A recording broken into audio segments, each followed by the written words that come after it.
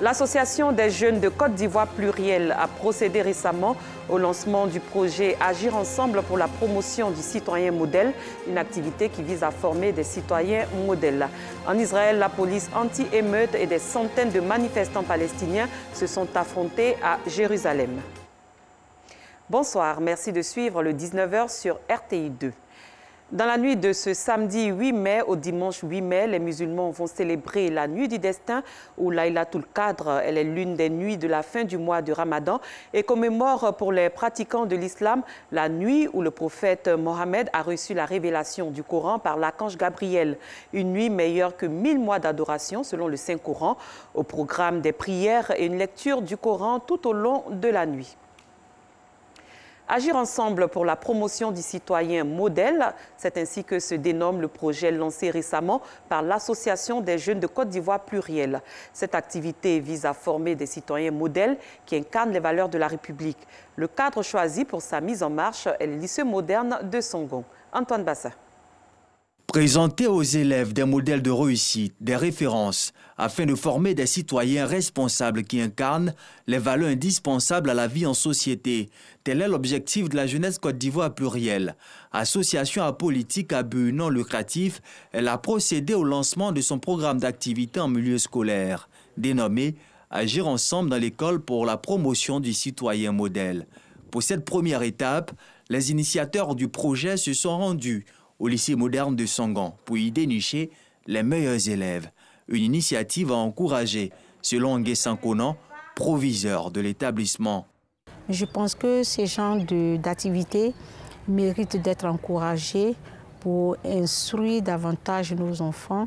Ça leur sert de complément à ce qu'ils font en classe et c'est bon pour leur formation. Une première étape réussie selon Koulibaly Tiefing, président de l'association. Après les compositions, les élèves retenus bénéficieront d'un accompagnement.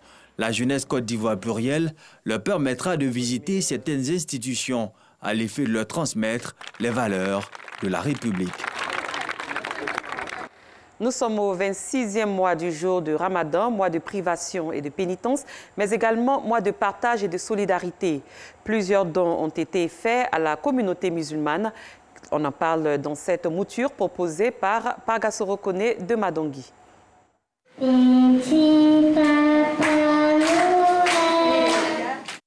Ces enfants malades de la leucémie et de la drépanocytose et leurs parents peuvent chanter, danser et rire.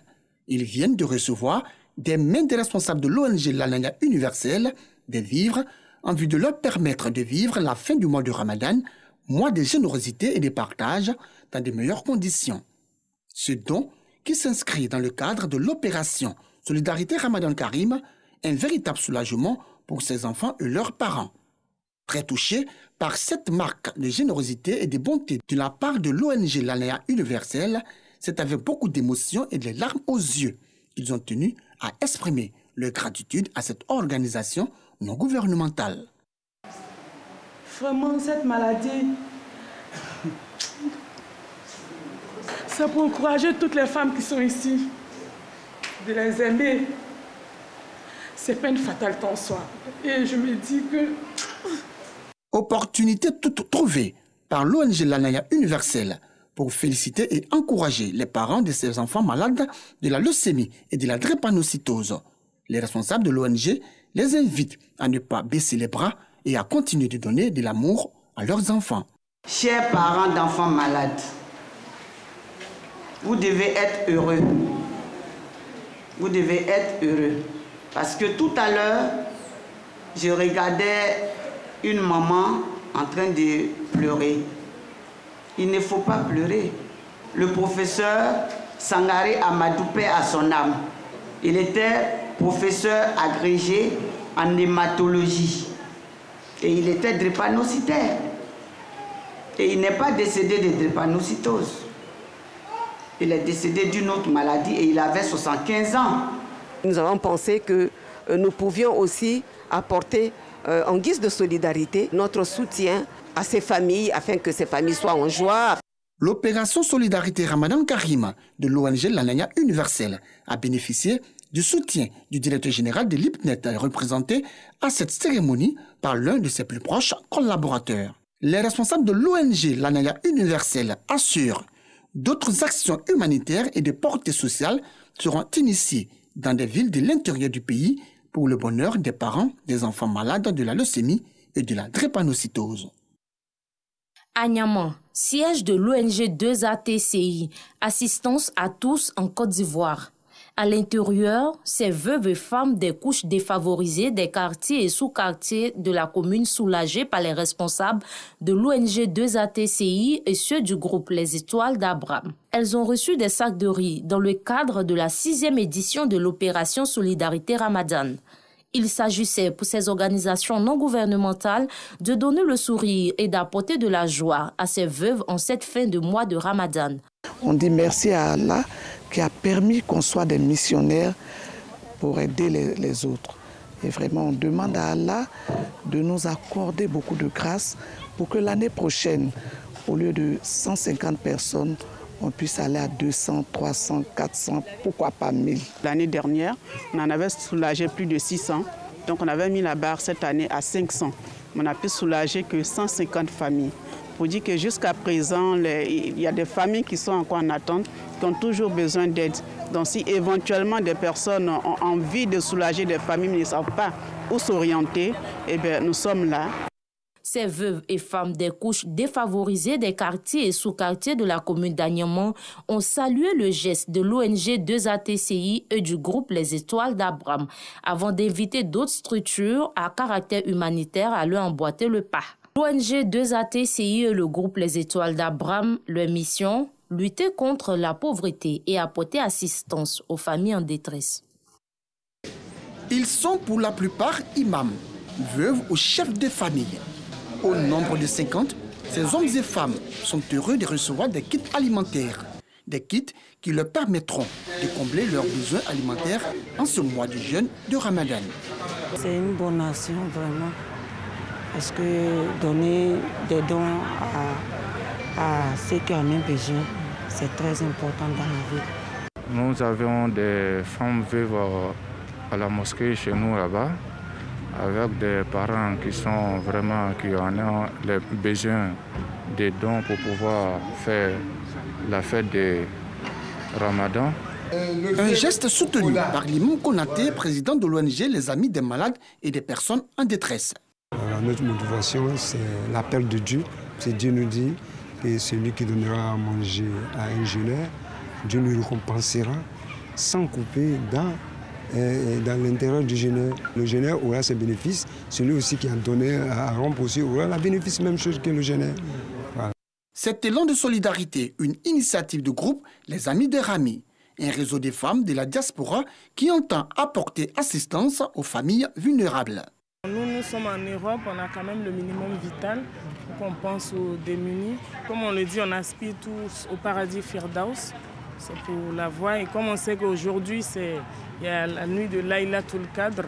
C'est une nuit qui vaut 1000 mois d'adoration. Donc c'est pour ça qu'on a choisi ce jour pour le faire. Cette action de générosité n'est pas la première du genre. Depuis le début du jeûne musulman, le groupe Les Amis des Rami, en collaboration avec l'ONG Les Amis des malades et des personnes en détresse, sillonne quartier et sous-quartier de la commune d'Abobo pour soutenir les couches défavorisées.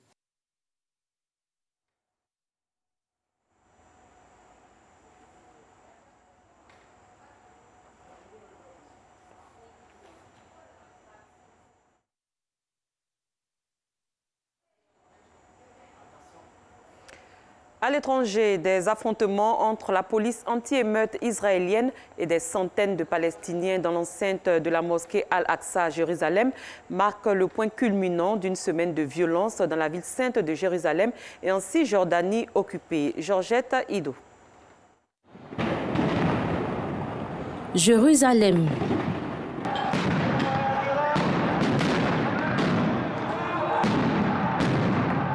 Regain de tension dans la vieille ville. Des milliers de fidèles étaient réunis dans l'enceinte de l'esplanade des mosquées pour la dernière grande prière du vendredi avant la fin du Ramadan. De violents heurts ont éclaté entre Palestiniens et police israélienne.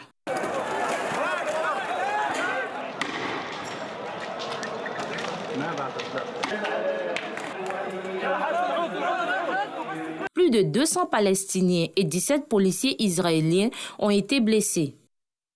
L'Union européenne a appelé Israël à agir de toute urgence pour une désescalade. Loin d'Israël, au moins 25 personnes ont été tuées jeudi dans une favela de Rio de Janeiro pendant une opération antidrogue, la plus meurtrière de toute l'histoire de la métropole brésilienne selon la police. Des centaines de manifestants ont défilé dans la favela de Jacarezinho, dans le nord de Rio, où a été menée l'opération policière en scandant « Arrêtez de nous tuer ». La police visait des trafiquants de drogue accusés de recruter des enfants et adolescents à Jacarezinho, considéré comme une base du commandant Vermelho, le commando rouge, le plus important gang de trafic de drogue de Rio de Janeiro.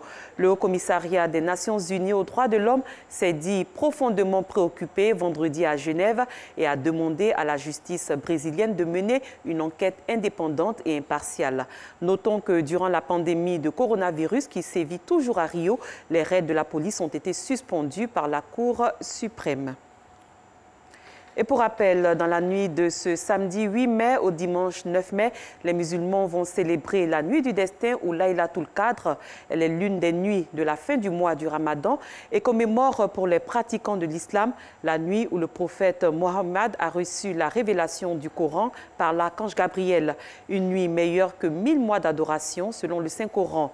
Au programme, des prières et une lecture du Coran tout au long de la nuit. Cette édition est terminée. Merci de l'avoir suivi. Très bonne soirée et excellente nuit du destin à tous les musulmans d'ici et d'ailleurs.